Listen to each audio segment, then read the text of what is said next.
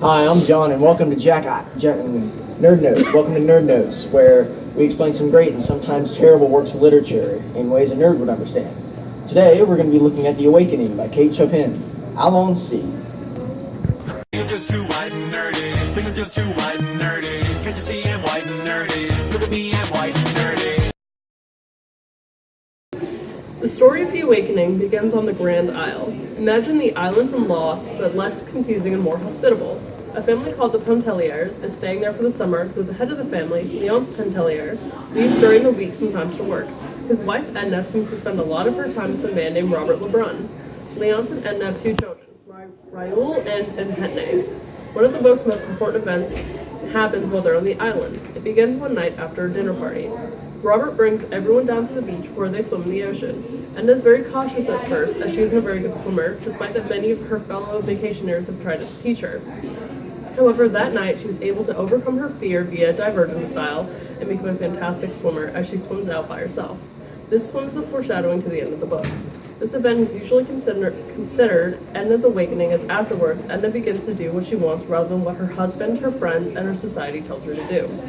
Sometime after that night, Edna spends the whole day with Robert on a separate island, acting a lot like Eric and Ariel from The Little Mermaid. This is possibly where they fall for each other if they hadn't already. It's on this separate island that Robert brings up the idea of not caring about rules of society, which Edna takes to heart.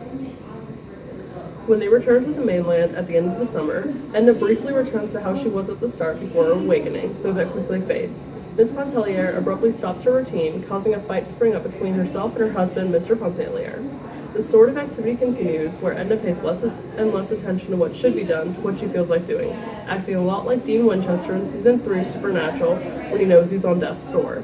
The behavior worries Mr. Pontellier, who calls upon a family friend, a doctor, to come check on her. At the same time, Edna's father called the Colonel to come to New Orleans to visit Edna and to get his other daughter a wedding present and get wedded for proper wedding clothes. Edna, as described by her husband, reverts to being the demure wife once more as she serves her father. But when the question of if she will attend her sister's wedding arises, she remains steadfast in her refusal to go, as she sees weddings as depressing matters, because women are losing their freedom. In her self-induced isolation and opinions on marriage are comparable to the detective of Sherlock Holmes, who refuses to get married for similar reasons. The Colonel suggests that Leonce needs to be tougher on Edna, while Mr. Pontellier hints at the Colonel having something to do with Edna's mother's early death. The doctor, on the other hand, suggests that Leonce just let Edna do what she wants, and this is a phase which will eventually pass. Mr. Pontellier follows the doctor's advice. While the doctor attends dinner with the Pontellier family, each of them tell a story. Edna tells a story of two lovers, which the doctor is able to deduce means that Edna is in love with someone besides her husband. This causes him to feel guilty, as there's nothing he can do to help them. Not long after, Mr. Pontellier goes to New York City, and the children go to Iberville, leaving Edna by herself. She throws herself into her art, and after a while decides to move into a smaller house, nicknamed the Pigeon House. When her companion, Aleki Arabin, asks her why, she explains that the big house and everything inside is from her husband's money, and the pigeon house will be from her own money.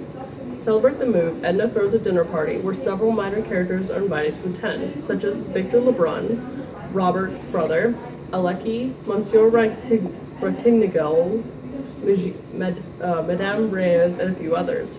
While at this party, alcohol flows freely and all of them get a bit drunk. This leads to Victor, who keeps being described to look like the Greek god Apollo, singing a song Robert sang to Edna while they spent the day together on the island. The song causes Edna to have almost a panic attack, and the party ends. When Ethel brings her back to the pigeon house, it's implied that they sleep together in a very Tarantula Nightwing-esque way. After this, Edna goes to see Mademoiselle Reisz, and while waiting for her return, Robert enters the apartment. The moment is incredibly awkward, as Edna reveals the moment was nothing like she expected. She explains that she expected a big flashy moment, like when Heathcliff and Catherine reunited in Wuthering Heights. A few days later, Edna is at a kind of cafe where they run into each other again. Edna believes that they will only meet through accident, as though Robert knows where she lives, but he hasn't visited her.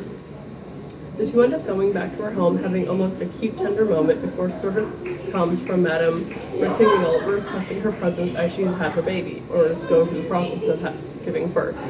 This has only been hinted at as being some kind of condition, but isn't specified till then. Edna helps her as much as she can, but then after the baby is delivered, high as a kite, Adelaide tells Edna to think of the children. After, After giving birth, the baby doctor walks Edna home and tells her that he is there if she would like to talk without judgment. She politely declines and enters her home. The next day, Edna leaves her home and goes back to Grand Isle. She and Victor talk for a bit before Edna decides to go swimming. She flashes back to the summer night where she swam for the first time by herself and how she fears she was too far out. This time she keeps swimming, thinking of her childhood as a bookend. Edna Pontellier kills herself via drowning. The death of Edna is her own way of taking control of her life, much like Gregor in the Metamorphosis. That's all great, but what does it mean? The journalist Barbara Kingsolver of The Guardian says, "The Awakening was the feminine mystic of its time." The Feminine Mystic was a 1960s novel that challenged the role of women in society. Basically, they are calling her a Clarice Starling of her time, taking what she is supposed to be doing and doing what she wants to do instead. While on womenswriters.net, Russ Sprinkle says, despite the swirling social atmosphere surrounding the reception of Chopin's novel, many people in the United States, and especially the media, were not ready in 1899 to face the social, religious, and moral implications of the awakening. It is basically a tamer reaction than North Korea's over the interview. People in 1899 didn't like its message, and North Koreans didn't like the interview for its message. He goes on to say, critics invariably agreed that the action of Edna were iniquitous. They condemned Edna's infidelity and self-centered narcissism as reprehensible. But what especially invoked their rage was that Chopins seemed to approve of Edna's behavior. They thought that a writer always agrees with what their character is. However, I'm pretty sure Gene Roddenberry wasn't starship captain of that Thomas Mallory was king of England. I don't know any of that. I don't know any of that reference, guys.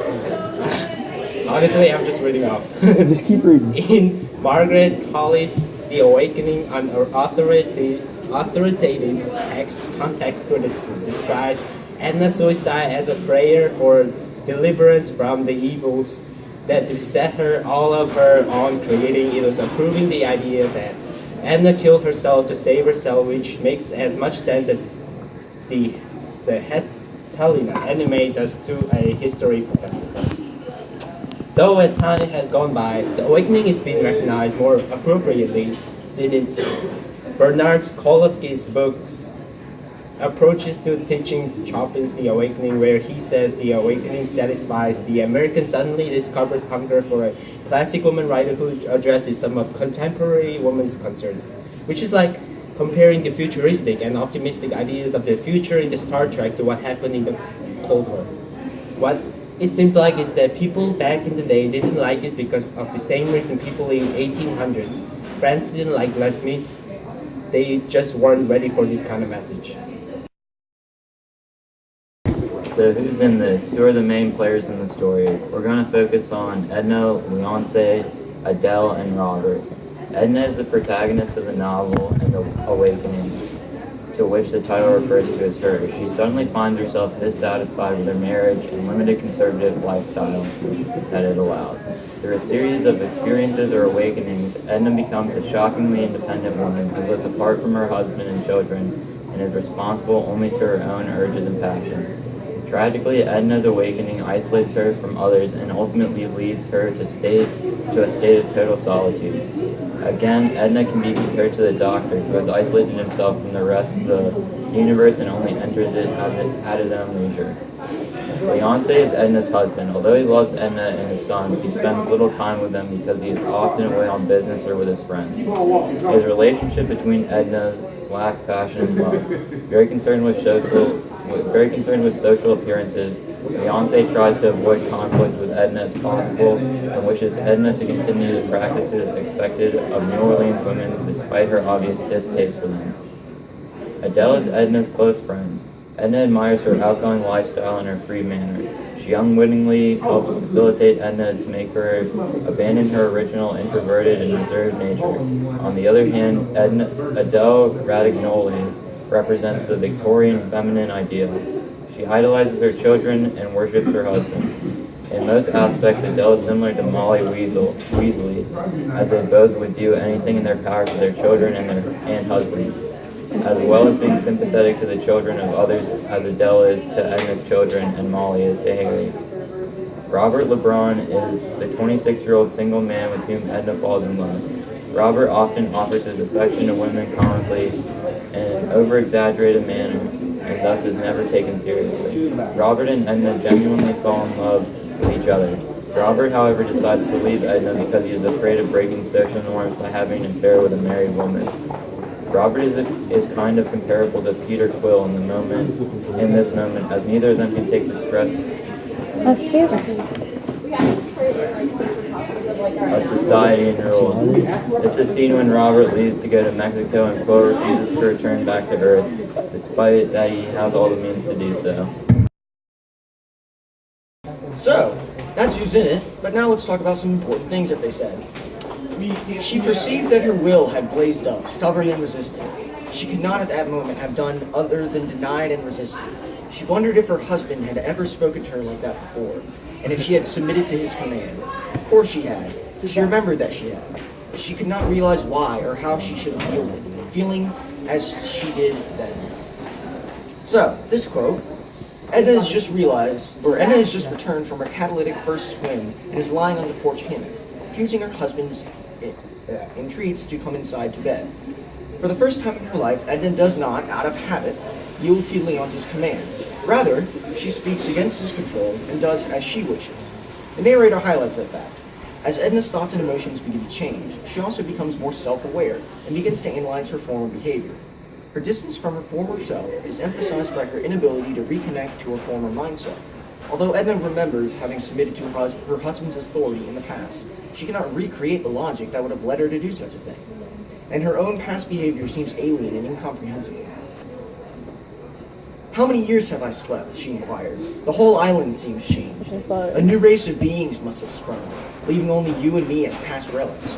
How many ages ago did Madame Antonie die? And when did our people from Green Isle disappear from the earth?" These lines reflect Edna's desires to be isolated with Robert, and thus free from the restrictions of society that surrounds them. At the same time, her fantasy that she and Robert have already been alone as past relics evidences the way that her new self-awareness has separated her dangerously from reality. Mentally, Edna is already living in her own isolated, island-like mythical world.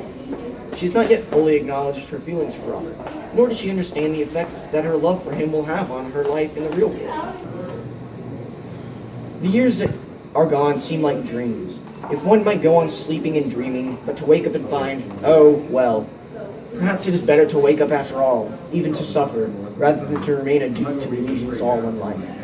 This quotation, drawn from a conversation between Edna and the doctor, may be considered the overarching message or moral of the awakening. Even though Edna's awakening leads her to suffer from the wisdom and self-awareness that it affords her, the year of joy and understanding that accompanies this suffering is worth more to Edna than a lifetime of the semi-conscious submission that defined her former existence. According to Edna, to live with self-awareness, possessed and controlled only by one's soul, offers an existence far richer than a life lived according to the restricting illusions that are imposed by the expectations of others. In this line of thinking, Edna is like the doctor, where you can understand the world and why people do what they do, but couldn't and never conform to it. In short, Mrs. Pontellier was beginning to realize her position in the universe as a human being and to recognize her relations as an individual to the world within and around her.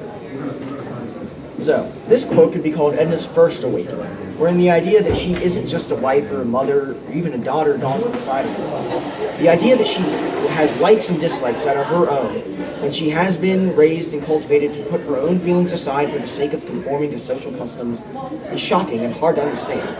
Throughout the rest of her vacation, she tries to figure out who she is outside of who other people think she is.